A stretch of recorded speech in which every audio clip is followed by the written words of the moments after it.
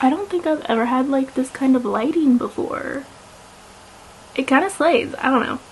But hey guys, welcome back to my channel. My name is Abby and I make some bookish content. I'm so excited for today's video because it's gonna be a little different. I'm basically going to be guessing books that I've rated 5 stars based on their 1-star review, and I'm kind of scared because I know everyone has a different taste in reading. Reading is subjective, you know. I asked my friend Marie to go through my 5-star list, 3 different 1-star reviews for each book, and I'm gonna do 5 books because I don't know how hard this is gonna be. I don't think I hand out 5 stars as liberally as I used to. Regardless, I'm still gonna have fun. Alright, let's hurry up and get into this because I'm so excited. Ooh. Okay, first book.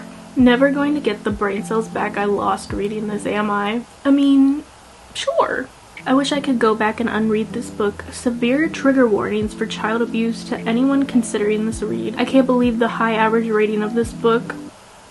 I felt physically sick multiple times throughout and can't seem to figure out what the point was. Maybe I'm not suited to this genre, whatever it is, but I am completely disgusted. My advice, don't read this book. The last 20 pages felt as if Blank eventually realized that she didn't have a twist in her thriller, so she quickly decided to throw something in there. Had it not been for such a ridiculously stupid ending, I would have given it a generous 3 stars, but alas, since I spent an evening of my life on this nonsense, I shall rate it accordingly. Okay, I feel like the second one is like a dead giveaway because it says child abuse. Felt physically sick multiple times throughout.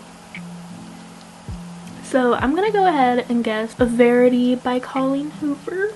Let's see what the answer was. Varity.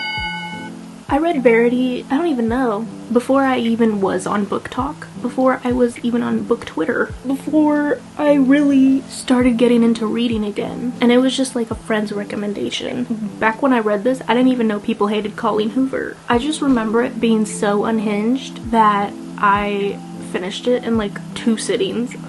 Embarrassing for me, I'm sorry. I am reformed now though. I'm sorry. Book 2. Propaganda for Children. Blank.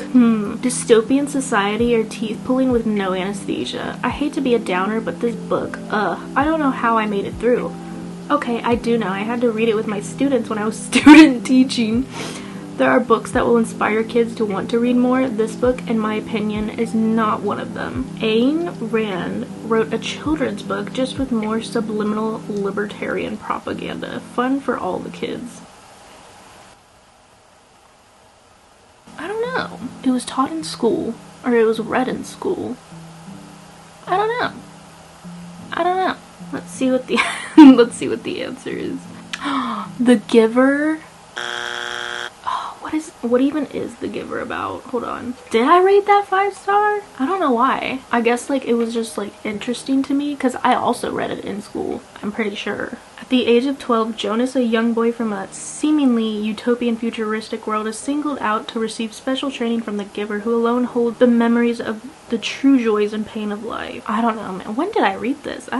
I literally cannot tell you what happens in that book because it's been such a long time, but I feel like there might have been like a bicycle involved with something at the end. I don't know. I literally don't remember a single thing about this book, so yeah. Book number 3. By the time Blank had figured out they were assholes for involving other people in their unrequited relationship, I was already so done with them. Very concerned about Blank's hygiene habits. What? Okay.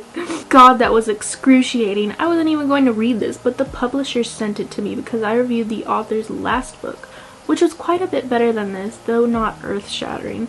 There were many things wrong with this book, the first being that Blank don't meet on vacation. Oh my god. While I'm not a particularly literal person, I'm not clear on the reason for the title. The reader also has to sit through a year-by-year recap of every boring vacation these 2 boring people take, followed by a climax that culminates in both of them whining about their lack of personal adjustment to real life. Not recommended. I feel like the sentence where they say there were so many things wrong with this book, the first being that blank don't meet on vacation. I wonder what it could be. It's probably People We Meet on Vacation by Emily Henry. Very concerned about blank's hygiene habits. I'm just thinking about like the part in People We Meet on Vacation where they had like no air conditioning. Maybe? I don't know. Let's see what it is. Yes, it is the People We Meet on Vacation. I'm so sad. I'm so sad. That's so sad. I'm so sad. I love People We Meet on Vacation. Honestly, it's kind of a lengthy book now that you think about excuse me. Because it's supposed to be a rom-com, right? But I loved this book. The whole friends to lovers type thing. The yearning. By the time blank had figured out they were assholes for involving other people in their unrequited relationship, I was already so done with them. Is that because like they were dating like different people at the time and they like were in like a mutual like friend group together? I don't know. Time for book number 4. Brace yourself for the most melodramatic, pretentious, dull, dumb, overwritten, repetitive, laughable, cringe-inducing, self-indulging, unbelievable, stereotypical, voyeuristic, contrived piece of fiction. Oh my god! Okay. After pushing through and trying to motivate myself to finish this book just to see if there's more to it or some kind of good message there, I'm putting this book down for good, 90% in. Normally I would have kept going just to find out what happens to the characters, but honestly I care so little about any of them. They can all die or live, they just remain empty caricatures to me, and I have better things to read. At least it was so over the top it gave me a good laugh every now and then. That was oddly specific. Okay. I only finished it so I could say with full confidence that I would never recommended this book to anyone. Misery porn. Or, as Shakespeare so eloquently stated, a tale told by an idiot full of sound and fury, signifying nothing. I don't know. Like, I was talking to her last night, I'm like, you know, I feel like maybe A Little Life or something is gonna be on the list, and she told me that she was picking books that she knew were like hated on so like publicly, but I don't know. Misery porn. I feel like it might be Icebreaker by Hannah Grace, or maybe like Once Upon a Broken Heart. I feel like because someone said it was voyeuristic, it might be Icebreaker. I don't know. I feel like it might be Icebreaker. It's leading more towards Icebreaker. Let's see, let's see, let's see!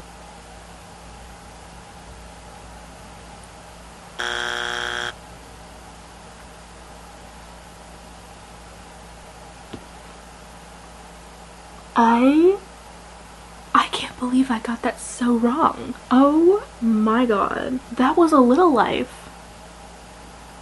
Oh my god. Oh my god. I literally was so clueless. I didn't have a clue. I literally had no idea that was gonna be A Little Life. I literally thought it was a romance. What? That's crazy. And you see, A Little Life is one of my favorite books, and I understand why people hate on it. I'm completely okay with people not liking it. Because I get it. It's not for everyone, but I did not see that one coming. Because she told me last night that she wasn't gonna put A Little Life on it. What? Okay. Well, damn. Well, shit. Fuck. Final book. I saw vlogs of people crying over this book, and what a coincidence. This book bored me to tears. Hideously boring, dreadful blank characters put me in the biggest book slump of my reading year. Okay. I beg the author to gain a more familiar understanding of memes and their usage before making an adult character utter phrases like, "Okay, boomer." Truly the most heart-wrenching parts of the entire book. Please don't try to convince me that a character is attractive and then have him act/speak like a 14-year-old circa 2019 throughout the entire book. Okay, I feel like it's a romance. In love wasn't a phrase, it was how they lived. Yeah, this this doesn't reveal anything. I'm thinking. I feel like it would be much easier to go through my 5-star list and like see which fits it, but I'm not gonna do that. I feel like it might be a Hannah Grace book. Maybe Icebreaker or Wildfire. I'm trying to think. Out on a Limb? That could be one of the candidates. I don't know. Okay, boomer. I don't know. Some part of me is also thinking like maybe The Right Move. So I'm gonna say it's like maybe Icebreaker or Out on a Limb. Those have grown adults in it and they're pretty recent. So I mean, I feel like some of the characters are bound to use like slang. Let's see. I'm scared. There's no fucking way. There's no fucking way. That's crazy. It's Pack Up the Moon by Kristen Higgins. I did cry over this book. I loved it. I literally, like, I don't even know when that book was published because I do not remember anyone using, like, slang. I'm flabbergasted right now. That's crazy. Oh my god. I'm, like, in shock right now. Good to know. Good to know.